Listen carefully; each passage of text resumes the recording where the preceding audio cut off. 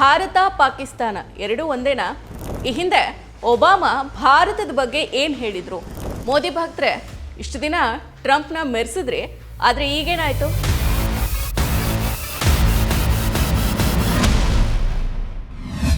ನಮಸ್ಕಾರ, ಎದಿನ.comಗೆ ಸ್ವಾಗತ.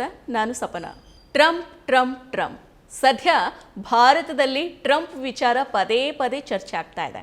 ಯಾಕೆ ಅನ್ನೋದು ಕೂಡ ಎಲ್ರಿಗೂ ಕೂಡ ಗೊತ್ತಿರೋ ವಿಚಾರನೇ. ಹೌದು, ಭಾರತ ಪಾಕಿಸ್ತಾನದ ನಡುವೆ ನಡೀತಾ ಇದ್ದ ಸಂಘರ್ಷವನ್ನ ನಾನೇ ನಿಲ್ಲಿಸಿದ್ದೀನಿ, ನನ್ನ ಈ ನಿರ್ಧಾರ ತೆಗೆದುಕೊಂಡಿದ್ದಕ್ಕೆ ಅಮಾಯಕ ಜನರ ಜೀವ ಉಳಿತು ಅಂತ ಟ್ರಂಪ್ ವಿಶ್ವ ಮಟ್ಟದಲ್ಲೇನೆ ಮೈಲೇಜನ್ನು ತೆಗೆದುಕೊಳ್ತಾ ಇದ್ದಾರೆ. ಹಾಗೇನೆ ಎರಡೂ ರಾಷ್ಟ್ರಗಳಿಗೆ ವ್ಯಾಪಾರದ ಆಸೆಯನ್ನ ತೋರಿಸಿ ಬ್ಲ್ಯಾಕ್ ಮೇಲ್ ಮಾಡಿ ಯುದ್ಧವನ್ನ ನಿಲ್ಲಿಸಿದ್ದೀನಿ ಅಂತ ತಮ್ಮ ಬೆನ್ನನ್ನ ತಾವೇ ತಟ್ಕೊಳ್ತಾ ಇದ್ದಾರೆ. ಇದ್ರ ಜೊತೆಗೇನೆ ಜಾಗತಿಕ ಮಟ್ಟದಲ್ಲಿ ಭಾರತಕ್ಕೆ ಅವಮಾನ ಆಗೋ ರೀತಿಯೂ ಕೂಡ ಟ್ರಂಪ್ ಮಾತಾಡ್ತಾ ಇದ್ದಾರೆ. ಪಹಲ್ಗಾಮ್ ಮೇಲೆ ಉಗ್ರರು ದಾಳಿಯನ್ನ ನಡೆಸಿದ ಬಳಿಕ ಇದಕ್ಕೆ ಪ್ರತಿಕಾರವಾಗಿ ಭಾರತ ಆಪರೇಷನ್ ಸಿಂಧೂರ ಕಾರ್ಯಾಚರಣೆ ಆರಂಭ ಮಾಡಿತ್ತು. ಈ ನಡುವೆ ಮೂಗನ್ನ ತೋರಿಸ್ಕೊಂಡು ಬಂದ ಅಮೆರಿಕದ ಅಧ್ಯಕ್ಷ ಡೊನಾಲ್ಡ್ ಟ್ರಂಪ್ ಭಾರತ ಮತ್ತು ಪಾಕಿಸ್ತಾನ ಕದನ ವಿರಾಮದ ಬಗ್ಗೆ ಎಕ್ಸ್ ಮೂಲಕ ವಿಶ್ವ ಮಟ್ಟದಲ್ಲಿ ಮೊದಲು ತಿಳಿಸಿದ್ರು. ತನ್ನ ಮಧ್ಯಸ್ಥಿಕೆಯಿಂದಾನೇ ಕದನ ವಿರಾಮ ಆಯ್ತು ಅಂತ ಹೇಳ್ಕೊಳ್ತಾ ಇರೋ ಟ್ರಂಪ್ ಕದನ ವಿರಾಮದ ಕ್ರೆಡಿಟ್ ಸಂಪೂರ್ಣವಾಗಿ ತನಗೆ ಸಿಗಲೇಬೇಕು ಅಂತ ಹೋದಲ್ಲೆಲ್ಲ ಟ್ವೀಟ್ ಮೂಲಕ ಪದೇ ಪದೇ ಇದನ್ನೇ ಹೇಳ್ತಾ ಇದ್ದಾರೆ. ಕ್ಷಿಪಣಿ ದಾಳಿಯನ್ನ ಮಾಡಬೇಡಿ, ಬನ್ನಿ ಬಿಸ್ನೆಸ್ ಮಾಡೋಣ ಅಂತ ಭಾರತ ಮತ್ತು ಪಾಕಿಸ್ತಾನಕ್ಕೆ ಬೆದರಿಕೆಯನ್ನ ಹಾಕಿದ್ದು, ಎರಡೂ ದೇಶಗಳ ನಡುವೆ ನಡೆಯೋ ಪರಮಾಣು ಸಂಘರ್ಷವನ್ನ ತಪ್ಪಿಸಿದ್ದೀನಿ ಅಂತ ಮೈಲೇಜ್ ತೆಗೆದುಕೊಳ್ಳೋದು, ಕಾಶ್ಮೀರ ವಿಚಾರದಲ್ಲಿ ಅಮೆರಿಕ ತಲೆ ಹಾಕೋದು, ಭಾರತ ಮತ್ತು ಪಾಕಿಸ್ತಾನ ಎರಡೂ ದೇಶಗಳು ಕೂತು ಊಟ ಮಾಡಿ ಅಂತ ಬಿಟ್ಟಿ ಸಲಹೆಯನ್ನ ನೀಡೋದು ಟ್ರಂಪ್ ಮಾಡ್ತಾನೆ ಇದ್ದಾರೆ. ಅಷ್ಟೇ ಯಾಕೆ, ಕತಾರ್ನ ರಾಜಧಾನಿ ದೋಹಾದಲ್ಲಿ ನಡೆದ ಕಾರ್ಯಕ್ರಮವೊಂದರಲ್ಲಿ ಮಾತನಾಡಿದ ಟ್ರಂಪ್, ವಿಶ್ವದ ಅತಿ ಹೆಚ್ಚು ಸುಂಕ ವಿಧಿಸೋ ರಾಷ್ಟ್ರಗಳಲ್ಲಿ ಭಾರತ ಕೂಡ ಒಂದಾಗಿದೆ. ಭಾರತಕ್ಕೆ ಮಾರಾಟ ಮಾಡೋದು ತುಂಬಾ ಕಷ್ಟ. ಅವರು ನಮಗೆ ಸುಂಕ ವಿನಾಯಿತಿ ನೀಡೋ ಒಪ್ಪಂದದ ಪ್ರಸ್ತಾಪವನ್ನ ನೀಡಿದ್ದಾರೆ. ಅಕ್ಷರಶಃ ಅವರು ನಮಗೆ ಯಾವುದೇ ಸುಂಕವನ್ನ ವಿಧಿಸೋದಿಲ್ಲ. ನಾವು ಅತ್ಯಧಿಕ ಸುಂಕದಿಂದ ಮುಕ್ತರಾಗ್ತೀವಿ. ಹೀಗಾಗಿ ಆಪಲ್ ಸಿಇಒ ಟಿಮ್ ಕುಕ್ ಅವರಲ್ಲಿ ನನ್ನ ಮನವಿ ಏನಂದ್ರೆ, ನೀವು ಭಾರತದಲ್ಲಿ ವ್ಯಾಪಾರವನ್ನ ಮಾಡೋದಕ್ಕೆ ಸಾಧ್ಯ ಇಲ್ಲ, ಹಾಗಾಗಿ ನೀವು ಭಾರತದ ಬದಲಿಗೆ ಅಮೆರಿಕಾಗೆ ಬನ್ನಿ, ಅಮೆರಿಕಾದಲ್ಲಿ ಉದ್ಯಮವನ್ನ ಸ್ಥಾಪನೆ ಮಾಡಿ ಭಾರತಕ್ಕೆ ರಫ್ತನ್ನ ಮಾಡಿ, ನಿಜವಾಗಿಯೂ ಕೂಡ ನಿಮಗೆ ಯಾವುದೇ ಸುಂಕ ಇರೋದಿಲ್ಲ ಅಂತ ಆಪಲ್ ಸಿಇಒ ಮೇಲೆ ಒತ್ತಡವನ್ನ ಟ್ರಂಪ್ ಹೇರ್ತಾ ಇದ್ದಾರೆ. And we have Apple, as you know, it's coming in. And I had a little problem with Tim Cook yesterday. I said to him, Tim, you're my friend. I treated you very good. You're coming in with $500 billion, but now I hear you're building all over India. I don't want you building in India. You can build in India if you want to take care of India, because India is one of the highest tariff nations in the world. It's very hard to sell into India. And they've offered us a deal where basically they're willing to literally charge us no tariff. So we go from the highest tariff, you couldn't do business in India. We're not even a top 30 in India because the tariff is so high, to a point where they have actually told us, I assume you too, Scott, you were working on that also, that there will be no tariff, right? Would you say that's a difference? They're the highest and now they're saying no tariff. But I said to Tim, Tim, look, we've treated you really good. We put up with all the plants that you built in China for years. Now you got to build us. We're not interested in you building in India. India can take care of themselves. They're doing very well. We want you to build here, and they're going to be upping their production in the United States. Apple. So Apple's already in for $500 billion. America ಅಧ್ಯಕ್ಷೀಯ ಚುನಾವಣೆಯ ಸಮಯದಲ್ಲಿ ನಾನು ಭಾರತದ ಸ್ನೇಹಿತ ಅಂತ ಹೇಳ್ಕೊಳ್ತಾ ಇದ್ದ Trump ಇದೀಗ ಭಾರತದ ಬಗ್ಗೆ ವಿಶ್ವ ಮಟ್ಟದಲ್ಲಿ ಬೇಕಾಬಿಟ್ಟಿಯಾಗಿನೇ ಹೇಳಿಕೆನ ನೀಡ್ತಾ ಇದ್ದಾರೆ. ಇಂಡಿಯಾವನ್ನ ಟೇಕನ್ ಫಾರ್ ಗ್ರಾಂಟ್ ಆಗಿ ಟ್ರಂಪ್ ತೆಗೆದುಕೊಂಡಿದ್ದಾರೆ. ಟ್ರಂಪ್ ಇಷ್ಟೆಲ್ಲ ಹೇಳಿಕೆಯನ್ನು ನೀಡಿದ್ರು ಕೂಡ ಮೋದಿ ಪ್ರತಿಕ್ರಿಯೆ ನೀಡದೆ ಸೈಲೆಂಟ್ ಆಗಿನೇ ಇದ್ದಾರೆ. ಇನ್ನು ಮುಂದುವರೆದು ಮಾತನಾಡಿದ ಟ್ರಂಪ್, ಪಾಕಿಸ್ತಾನ ಮತ್ತು ಭಾರತದಲ್ಲಿ ಸ್ಟ್ರಾಂಗ್ ಲೀಡರ್ಸ್ ಇದ್ದಾರೆ. ಪಾಕಿಸ್ತಾನ ಮತ್ತು ಭಾರತ ಎರಡೂ ದೇಶಗಳು ಕೂಡ ಸ್ಟ್ರಾಂಗ್ ಕಂಟ್ರಿ ಅಂತ ಹೇಳಿದ್ದಾರೆ. ಭಾರತ ಮತ್ತು ಪಾಕಿಸ್ತಾನ ಒಂದೇ ಅಂತ ಹೇಳಿದ್ದಾರೆ. ಟ್ರಂಪ್ ಏನ್ ಮಾತಾಡಿದ್ದಾರೆ ವಿಡಿಯೋ ಇಲ್ಲಿದೆ ನೋಡಿ. People said it would take 4 years, 5 years. We did it in 3 weeks.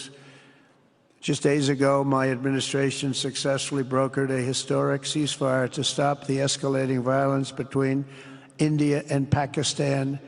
And I used trade to a large extent to do it. I said, fellas, come on, let's make a deal. Let's do some trading. Let's not trade nuclear missiles. Let's trade the things that you make so beautifully. And they both have very powerful leaders, very strong leaders, good leaders, smart leaders.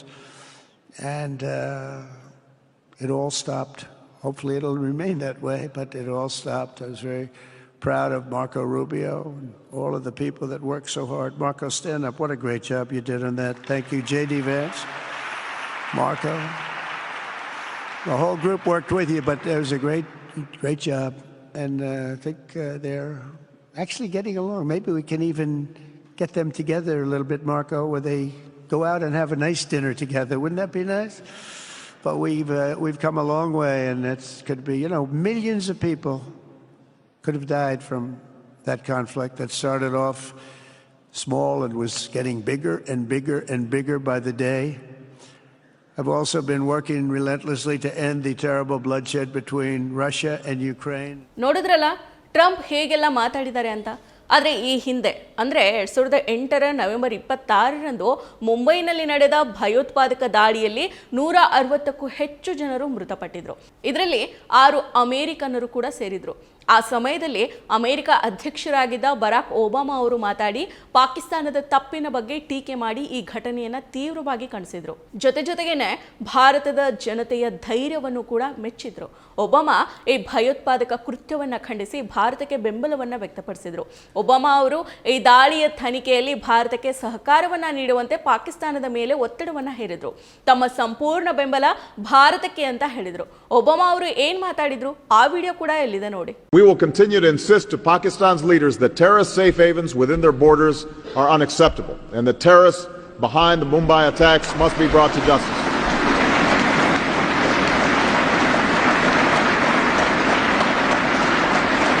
Let you know that the leadership of India and Pakistan was unwavering, powerful, but unwavering in both cases, having these. They really were, from the standpoint of having the strength and the wisdom and fortitude to fully know and to understand the gravity of the situation.